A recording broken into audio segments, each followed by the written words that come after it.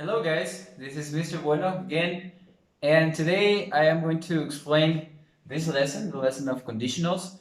And well, we have already studied this topic at school, but today we're going to have a feedback of these four topics. We're going to study the four different conditionals, and do not believe those people who say that conditionals are difficult because they are really easy. Okay, so we're going to start with the zero conditional, then with the first, second, and third. Okay, so this is going to be just a feedback, so I hope you guys can um, take advantage of this lesson. Okay, so we're going to start, but before we start explaining the conditionals, I am going to tell you the main characteristics of conditionals. Okay, so the first one is that conditionals explain cause and effect. Okay, like Newton's third law. Uh, you have to take that into account, that conditionals, explain cause and effect. And well, when you make statements like conditionals, you are going to have two clauses. Okay, so one of those clauses is going to explain the cause, and the other clause is going to explain the effect. Okay, so something important to take into consideration is that the order of the clauses is not established. That means that you can change the order of these clauses. Okay, so another characteristic is that is this keyword. Okay, we're gonna use a keyword in conditionals, and that is if. Okay, so and the clause that is going to use our keyword, that is if, is the clause that explains the cause. Okay, so and the other characteristic is that if your sentence starts with if, that means if you start your sentence with a clause that explains the cause, you need a comma to separate the clauses. Okay, if your sentence starts with if, you will need a comma to separate the clauses. But if you don't start with if, you don't need any comma. Okay, so let's start with the first conditional, and that is zero conditional. Okay, so well, I'm going to explain the use of a conditional, then I'm going to explain the characteristic or the structure, and then we're going to look at the examples. Okay, so the use of the zero conditional is pretty easy. Okay, so when you use zero conditionals is to talk about events that are certain or true for everybody. Okay, so the cause and effect is the same for you, is the same for me, is the same for any person in the world. Okay, that's why we say that is to explain facts. Okay, so this is the main characteristic of the zero conditional. And the characteristic is that both clauses, the clause that explains the cause and effect, are in present simple. Okay, I know you already know what the present simple is, so I don't worry about that. So, and here we have the examples. One example is in positive and the other is in negative. So the first says, if I drop a ball, it falls to the ground. Remember here, I am starting my sentence with the word if. And remember that if you start your sentence with if, you need a comma to separate clauses. And let's look at the other example. It says, it doesn't rain if it is spring. Here, if you realize, I'm not starting with if. That's why I don't need any comma to separate the clauses. You know the difference? Okay.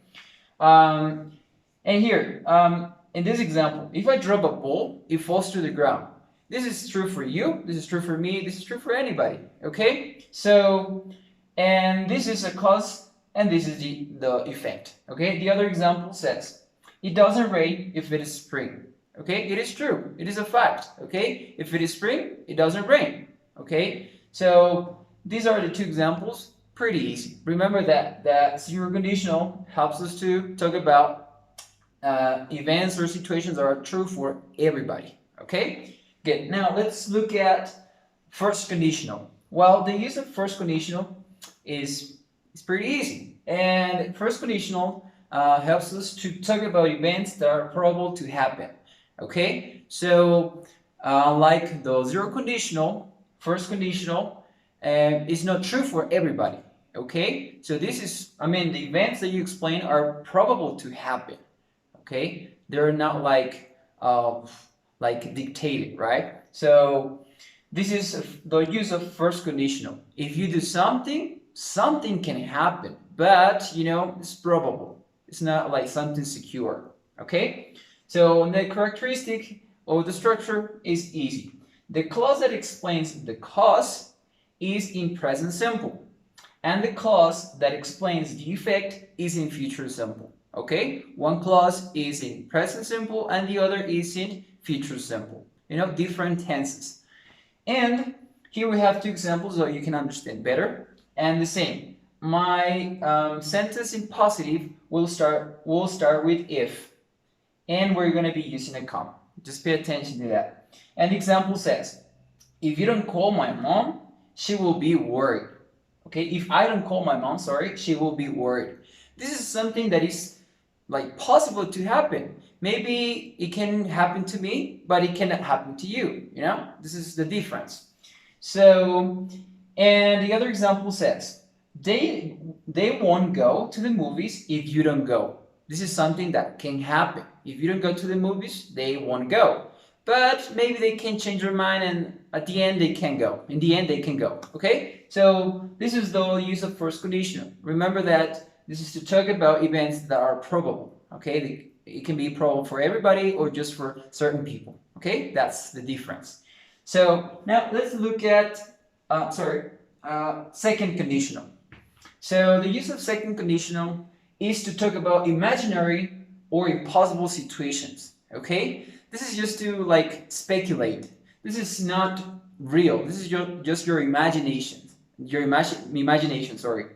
And as it says, it is impossible to happen. Okay? So the characteristic is this, or the structure. The clause that explains the cause is in past simple. Okay? And the clause that explains the effect is in present conditional. Okay, what is present conditional? Well, the present conditional is just a sentence that uses would plus an infinitive verb. Okay, that is the present conditional. And it's pretty simple to use. Let's look at the example so we can understand better. So the first example says, if I were Iron Man, I could fly everywhere, every day. So here, if you realize we're starting with the clause that explains the cause. Okay, and the clause that explains the cause is in past simple. If you look at your verb form is in past simple. It doesn't matter what the subject is. If you're using the verb to be, that would be written in where.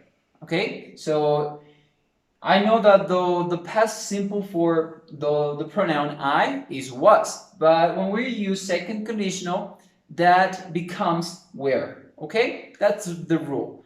And here, let's analyze the example. If I were Iron Man, am I Iron Man? No, I am not Iron Man, but I'm just speculating, right? This is not real. This is just an imaginary situation. But if I were Iron Man, I could fly every day. Okay, so again, this is just an imagination. This is not real. I'm just having my ideas, right? But this is not real. This is not true. Let's look at the other example, and it says, she wouldn't be here if it were winter. Okay, again, here this situation is just imaginary. So she is here because it is not winter. But if it were winter, she wouldn't be here.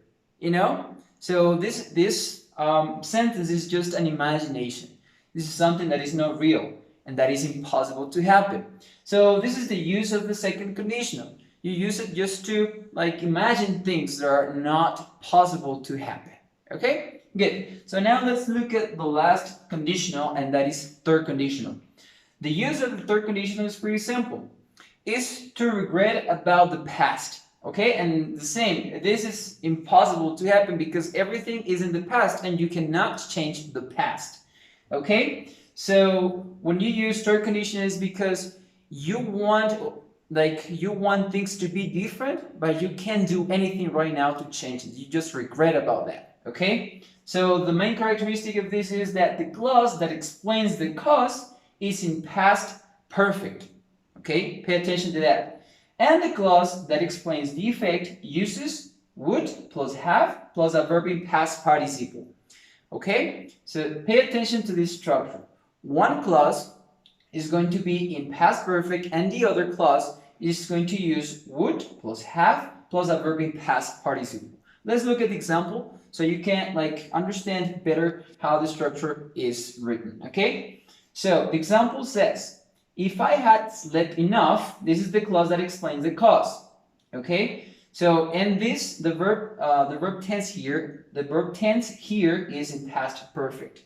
If I had slept enough, the second clause says, I would have been awake in class. Okay, so remember, the other clause is using would have plus a verb in past participle, and then here we can see it, would have, and my verb in past participle is been. Okay, so and the rest is my complement. Okay, so but this situation is just okay, this is in the past. Maybe you want it to be different, but there's nothing you can do, so you're just regretting about that. Okay, if I had slept enough, you didn't sleep enough. Okay, you're just oh, okay, I'm regretting about this. So, but if I had slept enough, I would have been awake in class. This didn't happen, so you were not awake in class. You were sleeping. Okay, but you regret about that. So let's look at the other example that is in negative, and it says, we wouldn't have missed our flight if we had taken the taxi before. Okay, you already lost your flight, the airplane is gone. And what was the reason? The reason was that you took the taxi too late, right? So you are regretting about missing your flight. Okay, so you cannot change the situation. The situation is like this. I mean, you cannot do anything. You just oh, I want it to be different, but there's nothing I can do. This is a regret. Okay, so and this is how the third conditional works. I know that the structure is a little bit more complicated, but it is easy if you practice. Okay, so just pay attention to this characteristic, the structure, and then you will use it easily. Okay, so this is all about the conditionals. If you practice, if you use it every day in your daily speech, it will become easier to use conditionals. And well, that's it for today. I hope you have enjoyed this lesson and this is helpful for you. I'll see you in the next video. Okay, so that's it. Bye bye.